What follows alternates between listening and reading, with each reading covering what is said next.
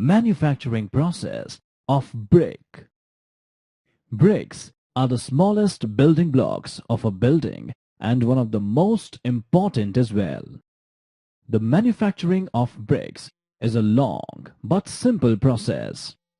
Firstly, the clay is dug from ground and mixed with various ingredients required to produce a particular type of brick. This mixture is then heaped on a leveled ground and left for a month to give it time to homogenize. After a month, this clay is then used to produce bricks.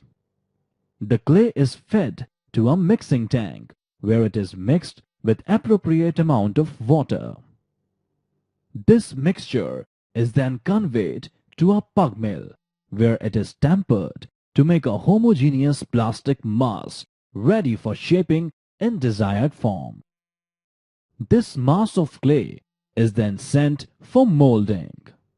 Molding can be done by hand or by using machines. Here we show you an example of machine molding.